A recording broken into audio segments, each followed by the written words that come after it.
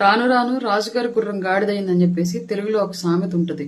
అట్లాగుంది ఈరోజు ఐఏఎస్ అంటే ఉన్నతమైనటువంటి విద్యావంతులుగా ఉన్నటువంటి వ్యక్తి జగన్మోహన్ గారి యొక్క సాన్నిహిత్యంలో ఆయనకు మద్దతుదారుడుగా మారగానే అదే పార్టీలో గత 5 ఏళ్ల పాటు ₹5 కోసం పేటీఎం కార్యకర్తగా పనిచేసినటువంటి వ్యక్తుల యొక్క ఆలోచనలాగా ఆలోచించి పోస్టులు వేస్తూ ఉంటే ఒక ఐఏఎస్ క్యాడర్ వ్యక్తి నిజంగా ఆశ్చర్యంగా అనిపించింది నాకు.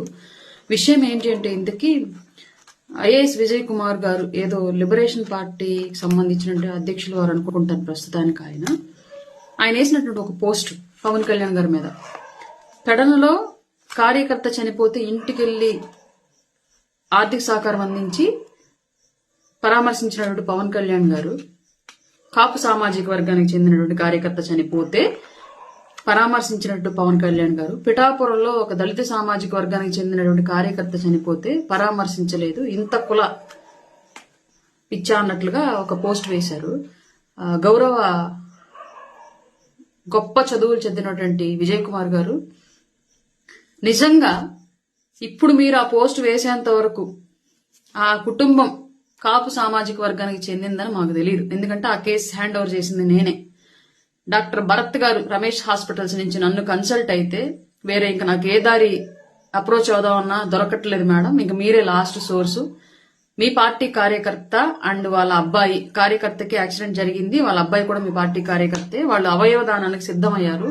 ఇట్లాంటి విషయం పవన్ కళ్యాణ్ గారి ద్వారా బయటికి వెళితే ఇంకా మరింత మంది ఇట్లాంటి మహత్ కార్యానికి పూనుకొని ముందుకు వస్తారు, దయచేసి ఈ సహాయం చేయండి మాకు అని చెప్పేసి డాక్టర్ భరత్ గారు నన్ను కన్సల్ట్ అయితే, భరత్ గారు నాకు ఆ కార్యకర్త కులం చెప్పల.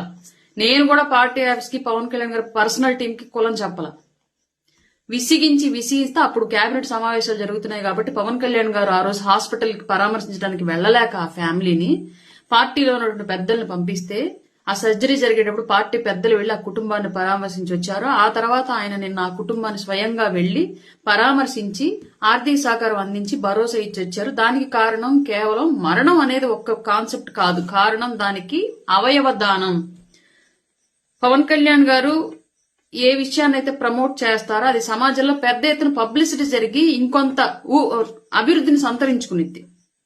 మంచి కార్యక్రమం ఏదైనా సరే ఆ ఆలోచన ధోరణితో పవన్ కళ్యాణ్ గారు వెళ్లి అక్కడ సపోర్ట్ చేసి ఆ కుటుంబానికి భరోసా ఇచ్చి అవయవ దానం చేయడం అనేటువంటి ఒక మంచి కార్యాన్ని ప్రోత్సహించి వచ్చారు. అక్కడ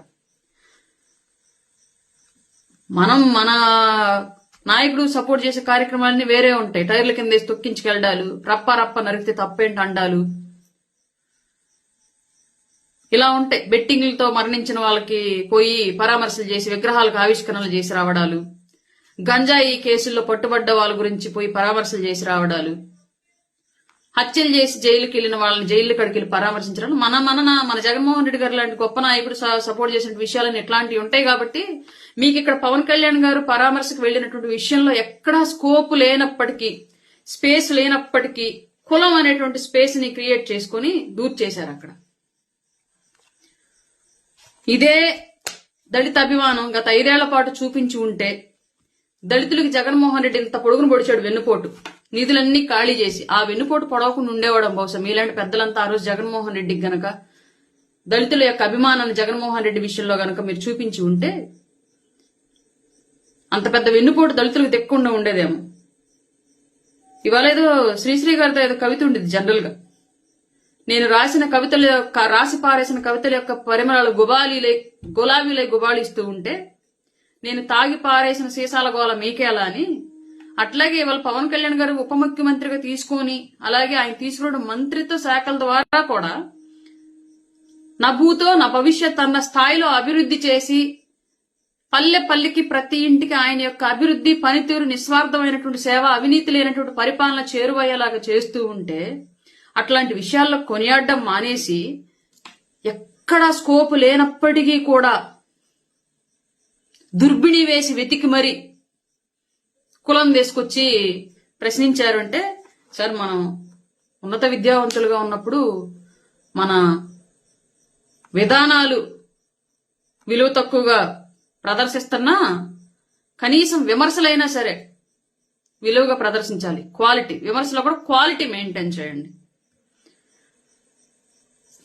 అయ్యప్ప మాల వేసుకుంటే స్వామియే శరణం అయ్యప్ప అనేది ఎలాగా ఊత పదమో, గోవింద మాల వేసుకుంటే గోవింద గోవింద అనేది ఎలాగ ఊత పదమో, అమ్మవారి మాల వేసుకుంటే జైబాబా అనేది ఎలా ఊత పదమో, వైసీపీ కండువ కనిపించేలా వేసుకున్నా కనిపించకుండా వేసుకున్నా సరే గత 5 ఏళ్ల పాటు 3 పెళ్లిళ్లు, ఇప్పుడేమో కులము మతం అనేది ఒక ఊత పదంలాగా తయారైనట్టుంది. బహుశా ఆ పార్టీకి సంబంధించినటువంటి విధి విధానాల్లో భాగంగా మారండి, సిస్టమ్ను మార్చండి. లేదంటే ప్రతిపక్షం పోయా, ఈసారి పార్టీయే పోయా ఎత్తిపోతుల పథకం కింద ఎత్తేసుకొని. గౌరవ్ విజయ్ కుమార్ గారు, మీకే ఇది. ఆ పార్టీ చనిపోయినటువంటి కార్యకర్త కులం నాకు తెలీదు. ఆ విషయాన్ని పవన్ కళ్యాణ్ గారి దగ్గర తీసుకెళ్లినందుకు పవన్ కళ్యాణ్ గారికి కూడా తెలియదు. ఇప్పుడు నువ్వు చెప్తే తెలిసి ఉంటుంది, నాకు తెలిసినంత వరకు అంతే. సారీ, మీరు చెప్తే తెలిసి ఉంటుంది.